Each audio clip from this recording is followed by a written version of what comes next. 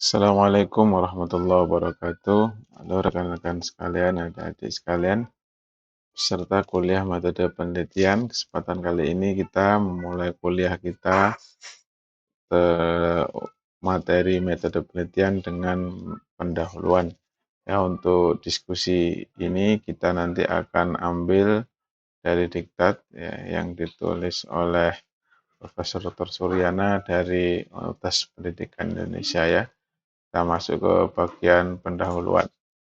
Baik, di bagian pendahuluan ini, jadi pertama adalah membahas tentang pengetahuan ya, atau ilmu pengetahuan. Jadi ilmu pengetahuan itu adalah sekumpulan pengetahuan ya, ini sekumpulan pengetahuan yang tersusun secara sistematis dan runut melalui metode ilmiah.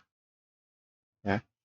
Jadi secara runut dan sistematis melalui metode ilmiah. Jadi ini perlu diperhatikan yaitu pengetahuan yang tersusun secara sistematis dan runut melalui metode ilmiah. Itulah yang dimaksud dengan ilmu pengetahuan. Nah, metode ilmiah ini atau bisa disebut dengan metode penelitian. Metode ilmiah atau metode penelitian ya yang tadi tujuannya adalah untuk mendapatkan pengetahuan. Jadi pengetahuan tersusun secara sistematis dan runut melalui metode ilmiah. Kemudian metode ilmiah ini bisa juga disebut dengan metode penelitian, itu adalah prosedur. Prosedur atau langkah-langkah yang sistematis. Ya, ini sistematis dalam mendapatkan pengetahuan. Ya. Jadi ilmu pengetahuan itu tersusun secara sistematis melalui metode ilmiah atau disebut dengan metode penelitian. Kemudian metode penelitian atau metode ilmiah itu apa? Suatu langkah-langkah yang sistematis untuk mendapatkan pengetahuan. Nah, kalau dikatakan tadi langkah-langkah, maka ada beberapa langkah-langkah yang menjadi perhatian kita ketika kita ingin mendapatkan pengetahuan atau menghasilkan pengetahuan. Yaitu pertama mengidentifikasi, merumuskan masalah dulu, kemudian menyusun kerangka pemikiran, ya kemudian merumuskan hipotesisnya, baru kemudian menguji hipotesis, ya baru kemudian menarik kesimpulan. Ya ini langkah-langkah dalam kita melakukan metode penelitian untuk membangun pengetahuan ya. Jadi ini menjadi poin penting ya di antara langkah-langkah ini, dan ketika nanti kita melakukan penelitian, intinya nanti kita itu adalah sedang berusaha untuk mendapatkan atau menghasilkan suatu pengetahuan yang dibangun dari suatu sistem yang secara sistematis dengan urutan seperti ini. Ya. Oke, kemudian kita lanjutkan ke bagian berikutnya. Di sini beliau memberikan suatu catatan ya. Ada beda pengetahuan dengan ilmu pengetahuan ya. Jadi ini pengetahuan, ini ada ilmu pengetahuan. Kalau pengetahuan itu adalah bahan ilmu atau bahan ilmu dan baru bisa menjawab tentang apa. Sedangkan ilmu pengetahuan adalah menjawab tentang mengapa. Pengetahuan menjawab tentang apa, ilmu pengetahuan menjawab tentang mengapa.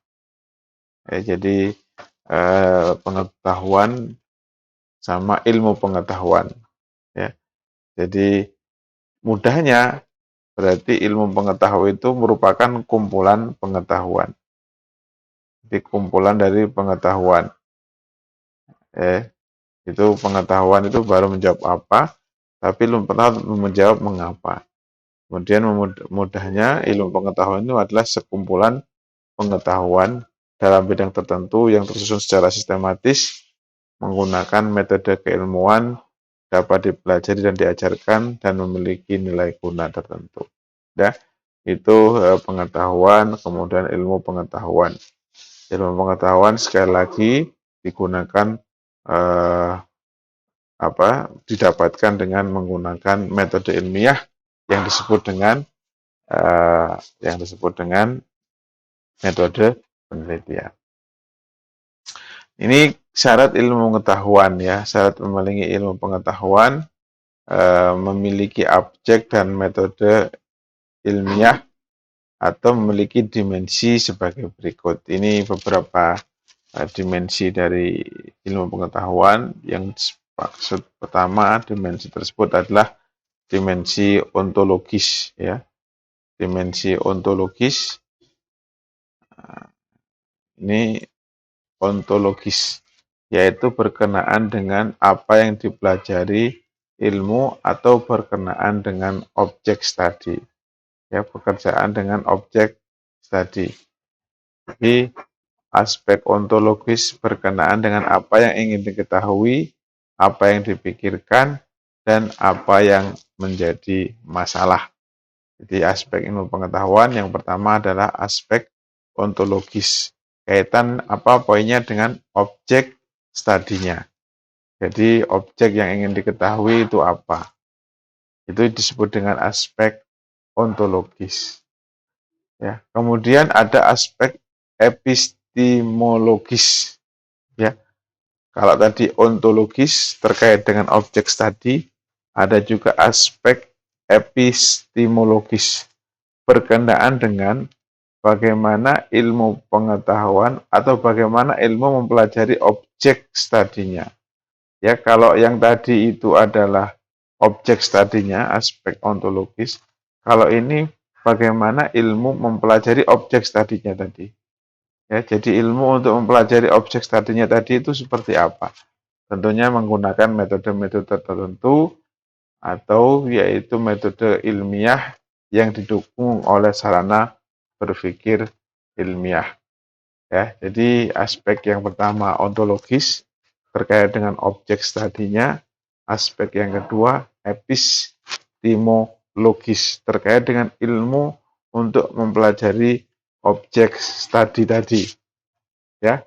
Nah, caranya bagaimana? Ya di sini ilmunya yaitu dengan menggunakan metode-metode tertentu, metode ilmiah atau metode ilmuwan dengan sarana berpikir ilmiah. Misalkan di sini ada cara berpikir ya antara induktif, ada juga cara berpikir deduktif ya. Jadi ada berpikir induktif diantaranya, ada juga cara berpikir deduktif.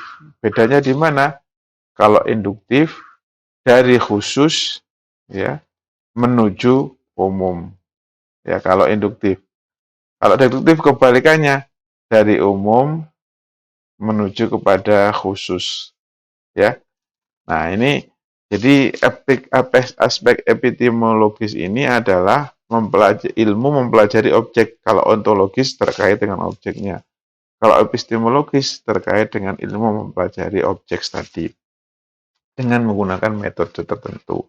Di antaranya metode tersebut adalah metode ilmiah yang bisa jadi secara induktif dari khusus ke umum atau secara deduktif dari umum ke khusus atau bisa menggunakan gabungan keduanya. Ya, itu aspek dari epistemologis. Aspek pertama terkait objek studi disebut ontologis, aspek yang kedua epistemologis terkait dengan ilmu untuk mempelajari objek tersebut ya. Jadi menggunakan apa tadi metode ilmiah bisa menggunakan deduktif atau induktif dari khusus ke umum atau bisa menggunakan deduktif dari umum ke khusus ya.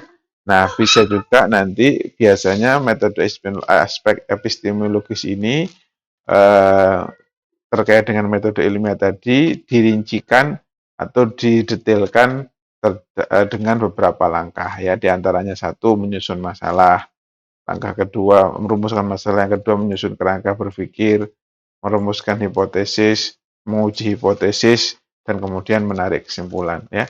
Ini nanti di antara beberapa hal yang dilakukan ketika kita melakukan penelitian ya, nanti entah itu penelitian skripsi ataupun penelitian yang lainnya.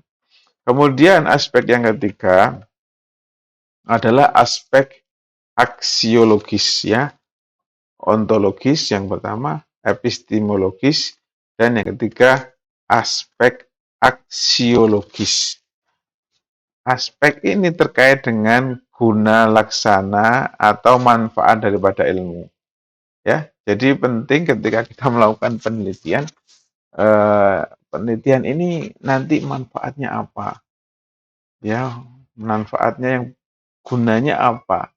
Jangan semata-mata hanya menerapkan ilmu atau semata-mata hanya mengambil bagian dari kewajiban, yaitu kewajiban untuk lulus kuliah, tidak semata-mata itu. Tapi ada aspek aksiologisnya terkait dengan kemanfaatan ya, baik secara positif dan normatif ya. Jadi ini penting kita untuk mempelajari kemanfaatannya ya. Jadi bisa jadi ada yang menyatakan guna secara positif ataupun secara normatif.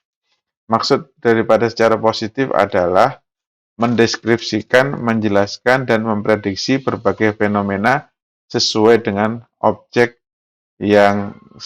studi yang dipelajari.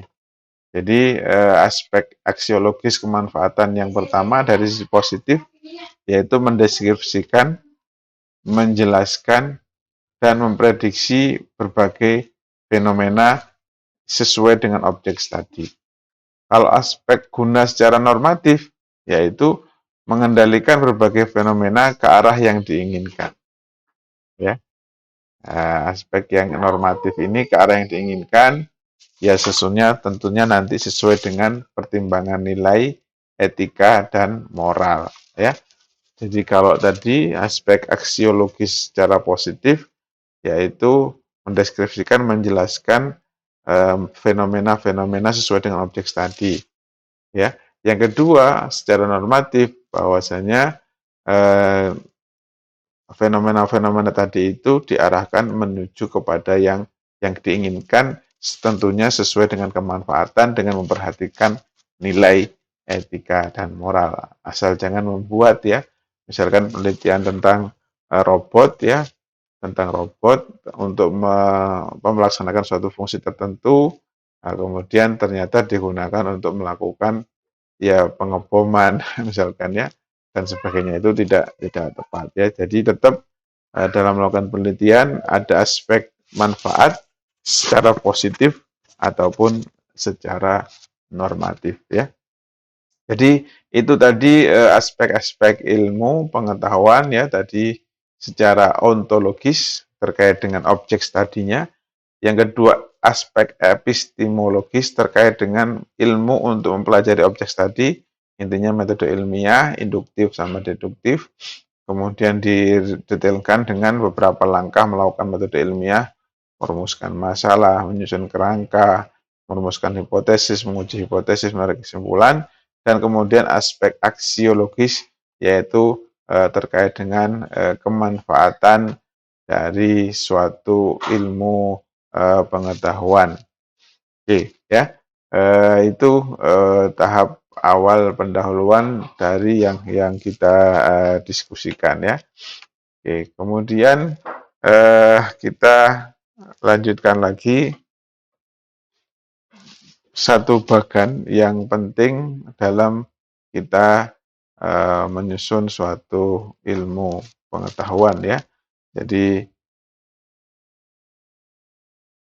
ini kita lihat gambarnya.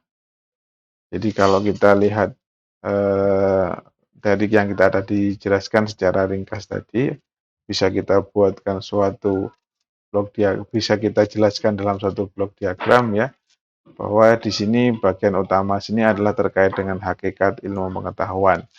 Ya, kemudian masuk kepada dunia keilmuan. Intinya dunia keilmuan di sini adalah pertama tadi ketika kita ingin ketika kita ingin melakukan suatu penelitian, maka kita perlu merumuskan masalahnya dulu. Masalahnya apa? Ya, nanti perhatikan juga ketika merumuskan masalah ya, perhatikan aspek aksiologis ya terkait dengan guna manfaat.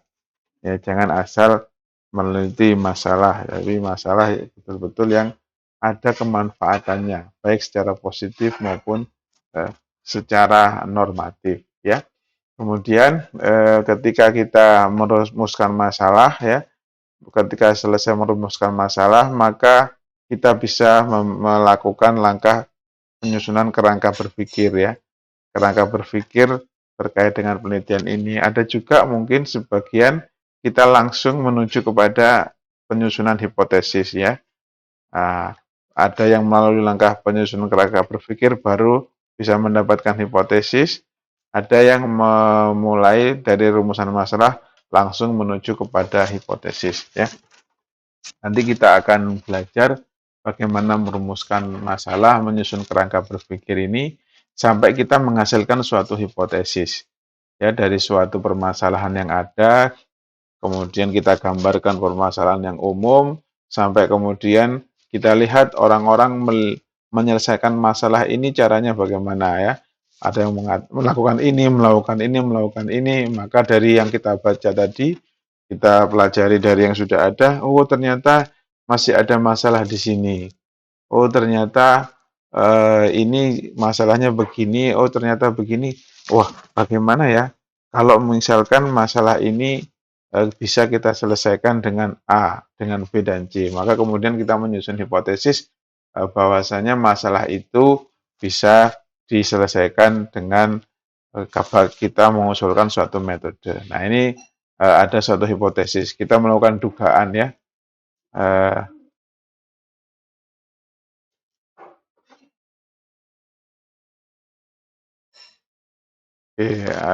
ada masalah di layar, mungkin sementara itu dulu.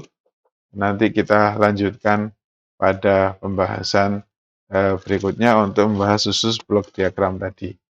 Kita ketemu pada video selanjutnya. Terima kasih. Assalamualaikum warahmatullahi wabarakatuh.